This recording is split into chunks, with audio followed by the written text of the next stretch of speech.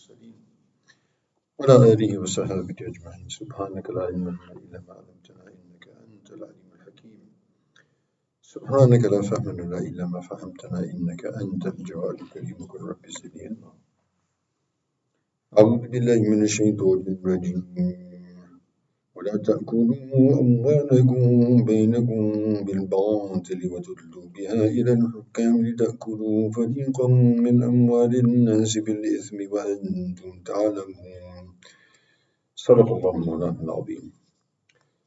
So continuing with the discussion of haram and abstaining from it, so we were mentioning several ahadith.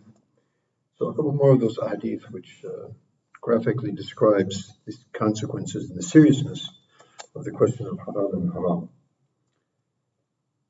So in this riwayat, Nabi Sallallahu Alaihi Wasallam is speaking to Sayyidina Sa'd ibn Abi Waqqas radiallahu ta'ala anhu, the very famous Sahabi, and he says, O Sa'd, make what you eat permissible and pure. In other words, be careful about eating what is halal and tayyiban.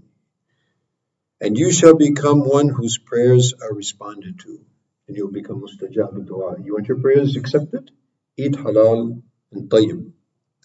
And then Nabi Sallallahu says, by he in whose hand is the life of Muhammad Sallallahu Alaihi Wasallam, when the servant of Allah slips a morsel of what is haram into his stomach, when someone has eaten a single morsel of haram and that goes into his stomach, no deed of his accepted and no dua is accepted for 40 days. And a person whose flesh is sustained through unlawful from haram, then that person's abode is none other than the fire of Jahannam. In another riwayat of Sayyidina Abdullah ibn Mas'ud radiallahu ta'ala, he again swears by the one in whose hand, of course, is his life, and that is, of course, is Allah subhanahu wa ta'ala, that no servant of Allah becomes a Muslim unless his heart and tongue become Muslim. So just by saying that we're Muslims, that's not going to actually prove the point. The proof is in the pudding, as they say. So if a person really is a Muslim, it means, and we talked about that earlier on, it's a state of submission of the heart and submission of the tongue. So it means we have to submit our tongue to the orders of Allah subhanahu wa ta'ala, which most of us, if not all of us, have a lot of difficulty in doing that.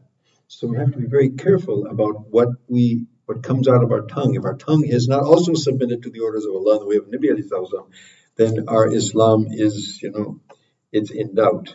So therefore, it's we would do well to think before we speak, right? Before we open our mouth, think, is this for me or against me? Because everything that we say, it's either in our favor or it's against our favor.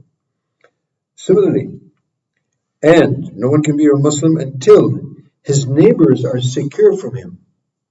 Amina minhum. They're in aman, they're in security from his hand and from his tongue. Their property, their honor, their dignity, everything. So, being conscious of the rights of our neighbors. And when a servant acquires the unlawful and then gives it in charity, it's not accepted. And if he spends on it, nafaqah, spending what is wajib, which is every luqma and every penny that you spend in nafaqah, which is actually, expenses, but with the intention to please Allah subhanahu wa ta'ala, because this is my responsibility, we get reward for that. In this case, because it came from haram, no reward for that as well. Plus, the consequences of that haram earning that it's going to have on the family and others that we're spending upon. And if it's left for the inheritors, and we think, we need to work all our life and leave it for our kids, which is a very foolish notion, because Allah subhanahu wa ta'ala, as He's granted you your rizq, He's going to grant them their rizq as well. And so many of us, we make extra effort to gather a lot for our children from any means. And a lot of the times it's haram. And then we find that the children squander that away and their lives are spoiled to that which we were hoping is going to sustain their lives. So Allah subhanahu wa ta'ala doesn't repel evil with evil. He repels evil with good. And repelling the evil of haram with the good of halal is one of the issues that a Muslim is continuously focused upon. May Allah subhanahu wa ta'ala give us all tawfiq. وآخر دعوانا الحمد لله رب العالمين والسلام عليكم ورحمة الله وبركاته.